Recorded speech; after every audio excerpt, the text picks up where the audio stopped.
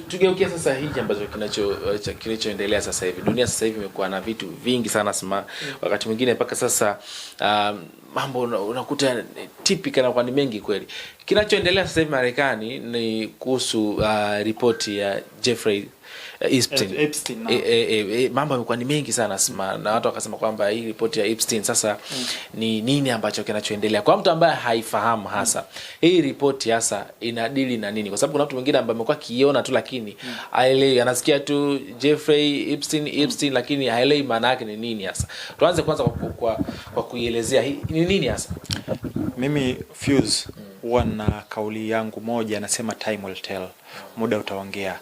Wana Fuse ni mashahidi. Niliongelea swala la Epstein labda miaka 2-3 iko iliyopita huko, na wanalifahamu. Nikaelezea lakini nitaelezea kwa ufupi. Epstein alikuwa na project. Epstein alikuwa ni agent wa Mossad. Alikuwa na project ya blackmailing ya viongozi wote wa muhimu duniani. Kwa hiyo alikuwa na Epstein Island, lakini alikuwa na connection. Lakini kwa vile pia alikuwa ni Mossad, walikuwa wana ritual zao za ki Illuminati na ki Freemason ambazo ni rituals. So walichokuwa nafanya ni kama, ndio maana walikuwa wanamuita Didi ni Epstein mweusi. Kwa hiyo wanaandaa mapati, wanaleta vitu vyote ambavyo ni vya kuvunja sheria na kufanya kinyume na maadili. Kwa hiyo wanaleta watoto ambao ni chini ya umri, unakaa nao, unawala, au unaweza ukaliwa, au unaweza ukafanya mauchafu yote unayojua wewe. Na nikisema kuwala ina maana kuwaingilia wa kiume na wa kike, ina maana kubaka na kulawiti. Lakini wenyewe pia walikuwa wanaingiliana. Alafu kuwaua pia kwa sababu ya kafara na kunywa damu zao na kufanya kafara zingine. Alafu actually watu walikuwa wanafanya mambo hivi. Unajua Kosovo kuna mabilionea walikuwa wanalipa kwa sababu ya kufanya human sports.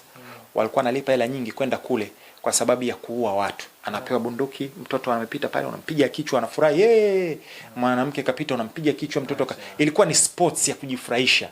Yes. Kwa hiyo walikuwa na hii ring. Kwa hiyo wale watu wote wa muhimu wa kipindi hicho, lakini ambao walikuwa natazamiwa kwamba watakuja kuingia madarakani. Kwa hiyo wanakuwa na uchafu dhidi yako. Ile inawaruhusu wao blackmail kwamba fanya unachokitaka, la sivyo tunakuadhiri. Hiyo ndio ilikuwa ndo Epstein. Ndo program ya Epstein. Na ilikuwa ni project ya Mossad kwa sababu ya kucontrol. Ndio maana watu wanajiuliza wanawezaje kucontrol nani? Asilimia kubwa, yani ukiangalia majina ambayo yako kule, everybody who's somebody. Mtu yote ambaye ni mtu yuko kwenye hiyo list. Umeona Kwa hiyo moja ya vitu ambavyo vilikuwa vinafanyika ni watoto wadogo wa kike na wa kiume walikuwa naingiliwa pamoja na kulawitiwa. Kulikuwa kuna ubakaji na vitu kama hivyo. Kulikuwa kuna blood rituals, kuwatoa kafara za damu, wanauawa. Yani nacho kiona smart ni kama kwa mtu ambaye afahamu ni kama movie ama ya Squid Game. Mimi bahati mbaya sijaiona Squid Game. Ningetamani niione. Squid Game unapeleka watu somewhere, alafu watu wamejifungia kwenye chumba, wanachezesha game. Bas something similar kama hicho. Umeona lakini kama imekuwa too much. Wewe wala watu wanafanya kama too much. Too much. Na hiyo walichotoa ni kidogo sana. Yaani hawajaachia ile inavyotakiwa kuachiwa. Kwa hiyo kuna vitu kama hivyo, kuna ubakaji. Ukiangalia na hii nitawaandalia wana Fuse. Kwa mtu ambaye fahamu, ni wanasiasa wangapi ambao wametajwa? Mimi nimemsikia Trump amejaribu kugusiwa. Sio amejaribu, sema ametajwa. Ametajwa kwenye listi. Clinton, rais wa zamani wa Marekani, pia na familia yake, mpaka wenyewe wasetu kama bunge imebidi linawachunguza sasa hivi. Sawa. Na wanasiasa wengine ni kina nani sasa? Wewe sikiza. Ngoja nikurahisishie. Watu wote maarufu ambao unawajua. 90% wamo mule ndani. Kina Musk, kina Bill Gates, wafalme wa nchi za Kiarabu.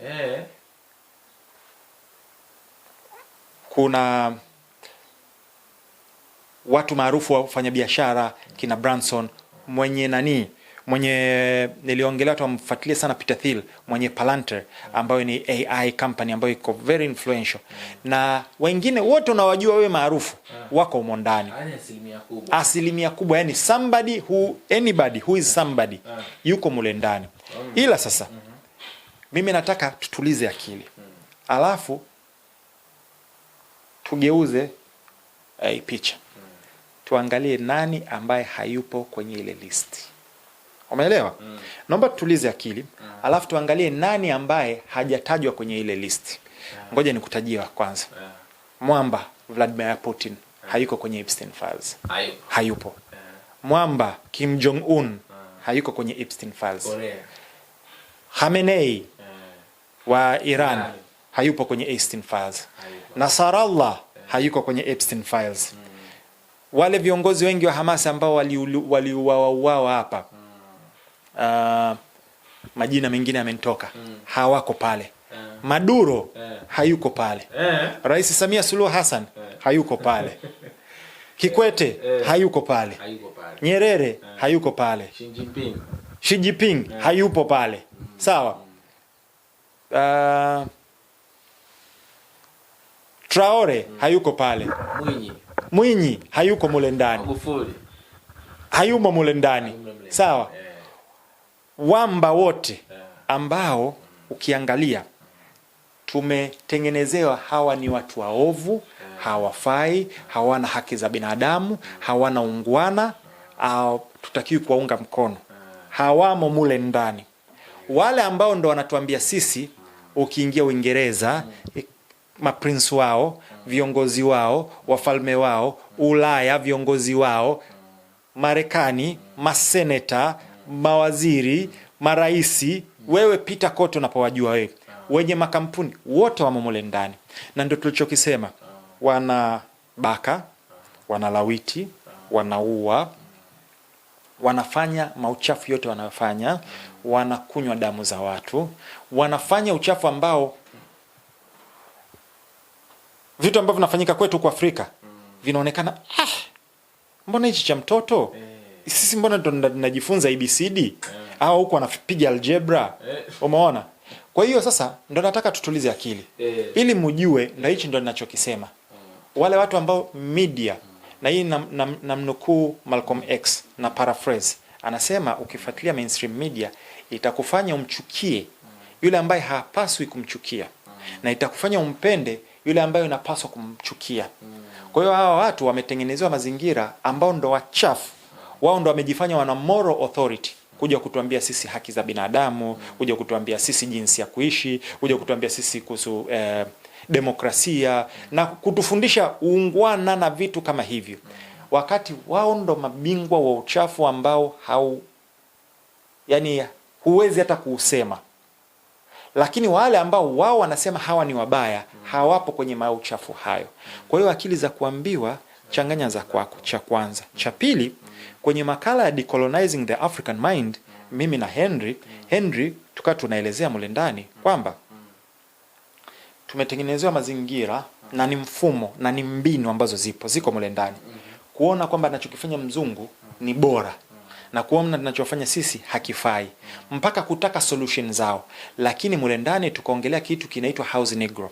House negro, wakati wa utumwa, wale weupe slave owners walikuwa na miliki wale wanani, alikuwa anaenda katika shamba lake, ana watumwa 400 500 100 ngapi, anatafuta mtumwa mmoja, anamchukua, anakaa naye nyumbani.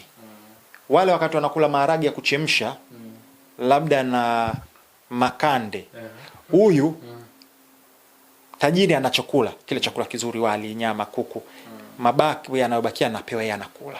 Kwa hiyo japokuwa ni mbaki, lakini ni bora kushinda na kula yule. Huyu analala kwenye nyumba ile ya tajiri, japokuwa ni basement, lakini tofauti wale ambao analala mashambani. Huyu mazingira yake angalau ni mazuri kidogo kuliko wale. Matokeo yake huyu house negro anawasaliti wale, anawageuka wale, kutokana na maslahi anayopata yeye. Hataki mfumo huu ubadiliki ili maslahi yake yeye binafsi yasipotee. Na hata wale wakimfuata wanaambia, wewe mwenzetu, hebu tupe michongo ndani, sisi tunataka tutoroke, tunataka tufanye nini. Badala ya kuwapa michongo, anaenda kuwasemea kwa bosi. Wale wanapanga, wanataka kukimbia, wanataka. Kwa hiyo wale wanashangaa usiku bana, wameshapanga kila kitu usiku. Wanataka kuondoka, wanavamiwa, wanauawa. Au wanakamatwa, wananyongwa. Jamaa wamejuaje? Kumbe ni house negro. Sasa tuna house negro sasa hivi. Hizi nchi za Ulaya na za wazungu kwa ujumla, kupata uraia katika mazingira ya kawaida ni ngumu sana. Kupata residence katika mazingira ya kawaida ni ngumu sana. Kupata asylum katika mazingira ya kawaida ni ngumu sana. Labda uende wewe kama left group, umeona, sema wewe nime left group, marinda yamekata, au nafanya michezo mingine, watakupokea. Au sasa sema hivyo bana, mimi ni mwanaharakati, mimi nafanya ABCD na vitu kama hivyo, watakupokea, watakupa mazingira mazuri. Ukitaka kubadilisha jinsia watakubadilishia, ukitaka nyumba utapewa, ukitaka mke utapewa, ukitaka mume wa kuoe wewe watakuolesha, kila unachokitaka. Alafu sasa wewe kwa vile mazingira yako mazuri, unaanza sasa kutumika kuwachafua wa nyumbani. Watu wagombane wenyewe kwa wenyewe, kutaka kuwaharibia wenyewe kwa wenyewe, kutaka kuwachonganisha wenyewe kwa wenyewe. Kwa sababu gani? Wewe ni house negro, umeshatengenezewa mazingira yako mazuri. Na ndio kilichotokea.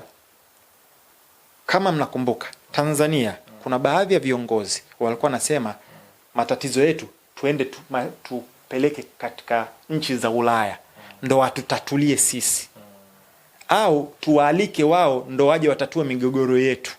Umeelewa? Kwamba sisi hatuna uwezo huo na kwamba wale ni bora zaidi. Wengine walisema kwamba nchi tuje tuigawe, tumpe Trump na wale viongozi aje achukue madini, afanye kila anachokitaka, ili mradi tu serikali iliyopo iondoke. Sasa ndo Mtanzania, mimi nataka utumize akili. Hawa ambao wanatuambia kwamba wako radhi nchi yetu ije itawaliwe, washasema kabisa itawaliwe, iwe colonize upya na hayo mataifa na hao viongozi. Tumeona halisia kutoka kwenye Epstein Files. Hao viongozi ni watu wa aina gani? Sasa swali linakuja, ina maana walikuwa au house negro wetu walichokuwa wanataka kufanya ni kwamba ule ubakaji uliokuwa unafanyika kule ndio walikuwa wanataka wale viongozi waje ulete hapa. Mabinti zetu, vijana zetu waje wanabako kama vile, waje wanatolewa kafara kama vile, ule uchafu unaofanyika kule uje ufanyike hapa, kwa sababu wale viongozi ambao ndo wanafanya hivyo, wao walikuwa wanataka nchi yetu wapewe wao. Kwa hiyo ndo maana wanasema, nilitoa ile makala ya biashara ya kafara, na juzi kama mmefuatilia mmeona kwamba imetoka barua kwa wanaharakati ambao wanalipwa kwa sababu ya kuleta taharuki. Wanaambiwa kazeni, ongezeni juhudi, tunakulipeni hela, fanyeni juhudi. Ndio maana nikasema kwenye makala yangu, nikasema biashara ya kafara za watu. Kuna watu wanafanya biashara ya kafara za damu za watu, wanalipwa ili kuleta machafuko, kufanya vitu kama hivyo. Na nikisema hivi, sisemi kwamba nchi yetu haina mapungufu, wala sisemi nchi yetu haina shida, inayo. Lakini tumeona hata hizo nchi ambazo ndo wanataka zije zitusimamie sisi au zituletee solution, ufisadi upo, uchafu upo, tena ni mkubwa kushinda kwetu, na uchafu upo ni mkubwa kushinda kwetu. Na tumeona hata watoto wa viongozi ikiwepo wa Trump na mashemeji zake na nani ndo wanaochezesha hizi deal. Sawa? Kwa hiyo kinachofanyika kule hakina tofauti na ambacho wao wanakilalamikia hapa, ila wanataka kile kije kule kiletwe hapa. Ndio maana siku ile nikasema ogopa haya makundi matano ambayo yapo yanataka taifa letu. Moja hapo nilisema kuna watu wana personal vendetta, wanachuki na serikali, aidha kuna vitu vilitokea kati yao wameichukia, au wanachuki na baadhi ya viongozi specifically. Kwa hiyo wameifanya ni mission yao kuisambaratisha au kuiharibu nchi hii ili tu wafanikiwe. Yani mfano humu ndani kuna mjusi, ili kumharibu ile mjusi uko radhi uichome nyumba nzima ili tu mpate ile mjusi bila kujali madhara na hasara ambayo itapafanikiwa. Kwa hiyo Afrika inahitaji sana tuwe na akili. Mapungufu yapo, madudu yapo, SMA nimeshaonesha kwa vitendo jinsi ninavyokabiliana nao. Iwe kama ni kitu kinahitaji ushauri nitakiongea ushauri, kama kinahitaji maoni naonesha maoni, kama ni watu ambao ni waovu wako kwenye baadhi ya maeneo napambana nao mpaka napata haki. na kama anahitaji kwenda juu naenda juu. Sehemu ambayo serikali imekuja kwa sababu ya kutatua changamoto zipo, tunaenda. Kama nilichosema, BASATA tumekusana nao vikao viwili. Juzi wamekuja TRA, tumekaa nao, tumeongea nao na vitu kama hivyo. Jana tulikuwa tuna kikao cha DJ kimefanyika Masaki, unakumbuka ile tutairisha mpaka interview. Yes, yeah. Tumeenda tumekaa DJ kwa sababu ya kutengeneza umoja na mazingira ambayo yataboresha hali ya DJ Tanzania. Kwa hiyo kuna namna ya kutatua matatizo. Nachoweza kuambia watu ambao wanatutia kwamba njia pekee ya kutatua matatizo ni kuharibu, ni kuchoma, ni kupigana, ni kuharibiana, ni kuchukiana, usikubali. Tumia akili yako. Tunaweza tukasolve matatizo yetu kwa dialogue. Umeona Kwa hiyo unakuta mtu analalamika, lakini kulikuwa kuna kikao kimeitishwa na TRA hajafika. Kwa kuna kikao kinaitishwa na Sumatra hajafika. Kwa kuna kikao kimeitishwa labda na waziri hajafika. Fika pale, alafu kuwa positive minded. Bana, tuna changamoto 1 2 3. Solution na ushauri wangu, fanya 1 2 3. Sio kwamba unajua kuna yule mtu mnafanya hivi, hamfanyi hivi, analalamika. Huyo mtu hata mfanyie nini, yeye atabaki tu kulalamika. Nadhani kuna swali baadaye nitakuuliza la mwisho, nadhani tutajumuisha nayo mengine pia. Sema kuna watu ambao wanasema kwamba pengine huu ni mkakati labda wa Trump. Wakati nimeshangaa umeniambia pia na Trump yumo humo ndani. Na mimi nimezipata hizo story. Kwa nini Clinton na familia yake mpaka bunge limeamua kumchunguza? Ni wameamua kumtoa mbuzi ya kafara au ni wanaanza na mmoja mmoja?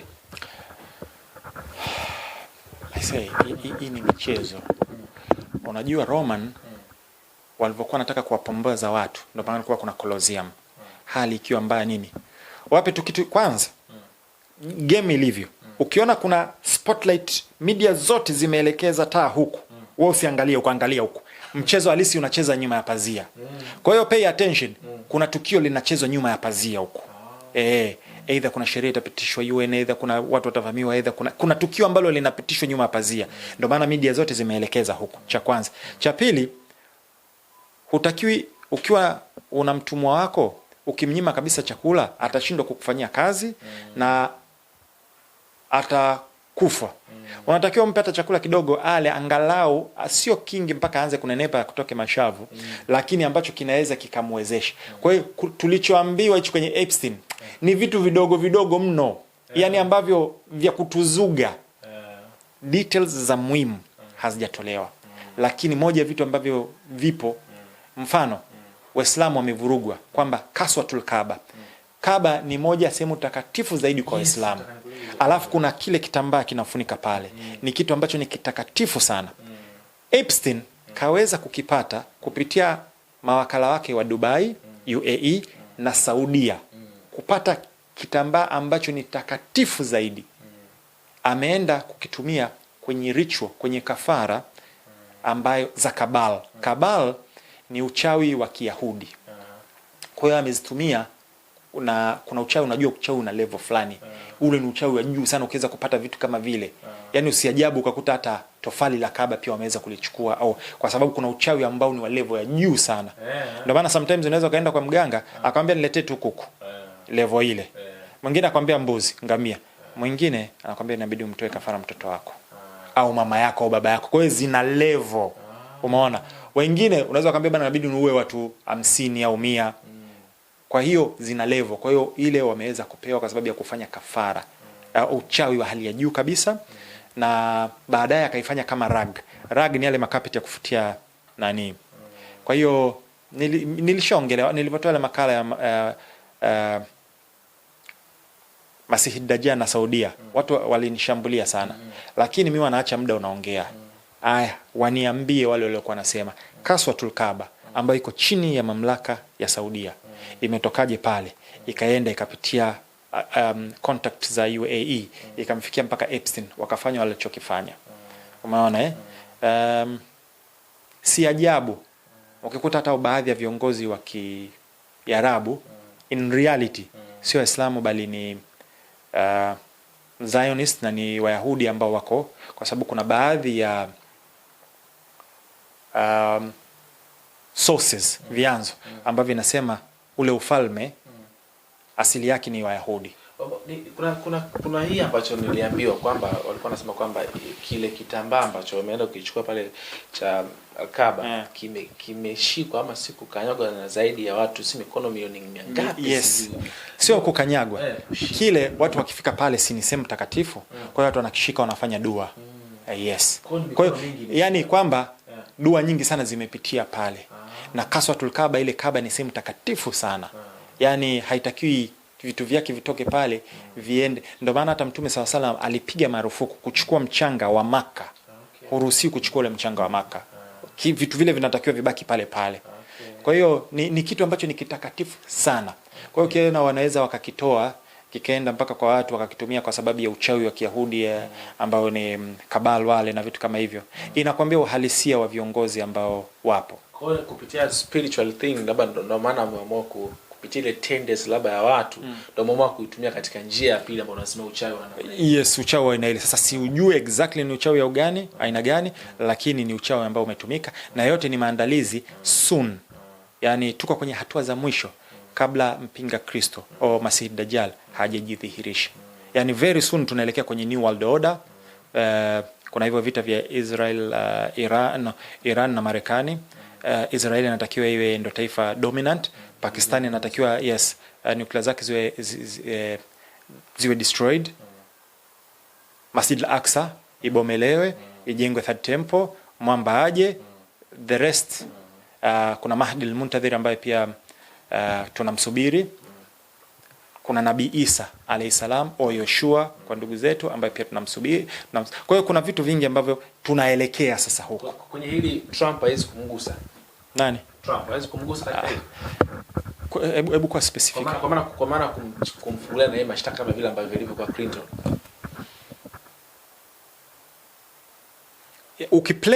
Ukicheza mchezo wao wanaotaka kwa masharti yao wanaotaka au kufanya chochote. Yes, haijalishi. Na ndio maana Trump amekuwa very confident kuvunja sheria zozote, anafanya anachokitaka. Kwa sababu as long as anafanya anachokitaka, he is safe. Yes.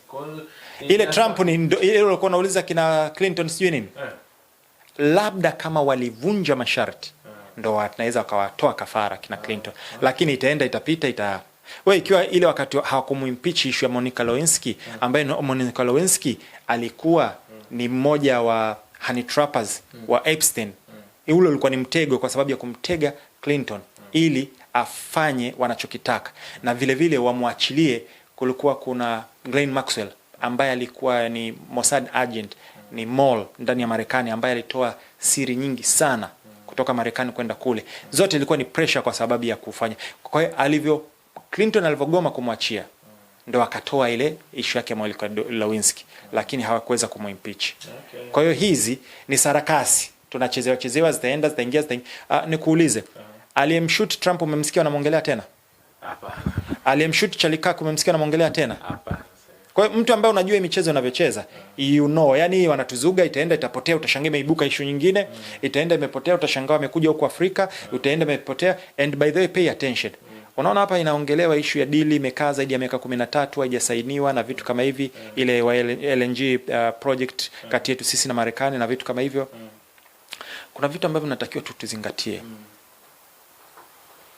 Nchi inapenda sana uwekezaji. Nchi inapenda sana deal bora. Ukiona haijasaini, ujue kuna kitu hakiko sawa. Na hiyo miaka 13, mfano sasa hivi nasikitika kwamba jumba bovu wanataka kumwangushia mama. Sawa. Lakini ukienda miaka 13 kuna awamu zingine ambazo za marais wamepita. Kwa nini wale hawakusaini? Ujue kulikuwa kuna kitu ambacho hakiko sawa. Na hao ndo wanalalamika kwamba tunaposaini mikataba mibovu, hamufai, mnasaini mikataba mibovu na. Tunapojitahidi kama taifa kujitahidi kupata the best deals kutoka kwenye mikataba, tunalaumiwa kwamba hamsaini mkataba, hamnafanya hivi. Wengine wanalalamika kwamba tunaenda kuuza dhahabu ni ya kwetu, tumeweka ipi bora? Kuuza chochote kwetu tulichonacho kimfae mtu chake au kwenda kwamba misaada. Unajua sometimes mtu unakaa unasikitika, unasema mtu kwa vile tumenyimwa misaada nauza dhahabu. Kwa hiyo wao wanalalamika. Kwa hiyo turudi tukaombe misaada, na ile misaada haiji bila masharti, ina vigezo na masharti ambavyo ni vya ovyo. Kwa hiyo ni bora akimfacho mtu chake hicho chote cha kwetu tukitumie kujifadhili sisi wenyewe, huku tunatafuta njia bora zingine. Kwa hiyo tuna option either Tanzania turudi kuwa ombaomba, tupewe misaada, tupangiwe tunachokitaka, au tutumie hichi cha kwetu. Nitolee mfano very strict kulinda uzalendo na vya kwao. Vitu vya nje, brand za nje haziruhusiwi kirahisi kabisa kule. Wameweza kujenga damu yao kubwa kabisa, ambayo sasa hivi inawazalishia umeme na vizuri, ambayo pia imeleta beef kati yao na Egypt, na Trump pia kataka kuingilia na mambo mengine. Lakini kwa sababu waliomba misaada, hizo nchi zote zikawagomea. Wakatengeneza kwa hela zao wenyewe kwa kutoa bond za pale na kuchukua mikopo ya ndani. Wamejenga sasa hivi wanao, imewachukua miaka 15 kuitengeneza, lakini wamefanikiwa. Sawa. Kwa hiyo sometimes inabidi sisi kuna baadhi ya vitu tujisacrifice ili mambo yaende. Kwa hiyo Watanzania, naomba kidogo tujitahidi balance mambo, kutafakari mambo kwa undani. Sio kila kitu tunacholetewa, na tuna watu ambao wametumika kwa sababu ya kutuvuruga. Yani wao kazi yao ni kuona mabaya kwenye kila kitu. Ndio ule mfano ambao unapenda kutoa. Baba alitaka mfundishe somo mwanae. Akamwambia, mwanangu, nataka nikufundishe. Mchukue punda. Wanapunda wao. Aya, wakatoka. Baba na mtoto wanatembea. Na punda wao wamemshika kamba, wanamvuta. Wakakutana kundi la mwanzo la watu. Nyie vipi? Mnatembea wakati mnapunda. Mbona kama mjielewi? Akamwambia, mwanangu, tupande punda. Wakapanda punda. Wakatembea, wakaenda kutana kundi lingine. Hivi nyabani hamna hata uhuruma, au kwa vile mnadhani mnyama achoki, hana huruma? Wote wawili mmempanda upunda, mnamchosha, hamumhurumii. Akamwambia, mwanangu, mimi acha nishuke, wewe tembea. Wewe panda. Wakatembea, wakakutana kundi lingine la watu. Wewe mtoto vipi? Una adabu? Baba yako unamwacha anatembea, wewe mtoto unapanda. Hivyo tutasikizi mmelelewaje? Yaani malezi ya ovyo kabisa. Baba akamwambia, okay mwanangu, shuka, acha mimi nipande. Akapanda, wakatembea. Wakakutana kundi lingine la watu. Wewe mzee yahe vipi? Huna hata huruma, mtoto mdogo unamtembeza, wewe mtu mzima barobaro na nguvu zako unapanda punda. Huna huruma? Akashuka. Akaambia, mwanangu, tulitembea na punda bila kumpanda, watu wameongea. Tukampanda punda, watu wameongea. Nikapanda peke yangu, watu wameongea. Ukapanda peke yako, watu wameongea. Tumebakiza nini? Mtoto akasema kumbeba punda. Wao ndo wakachukua kambeba punda akaenda. Wakakutana nao akasema, la haula wala quwwata illa billah. Yaani nyinyi ndo sije kuona. Yaani nyinyi upunda anaweza kukubebeni wote wawili na akavuta mzigo. Lakini nyinyi ndo mnambeba. Sije kuona watu wa ovyo. Kwa hiyo chochote utakachokifanya, wapo watu they'll have a negative thing to say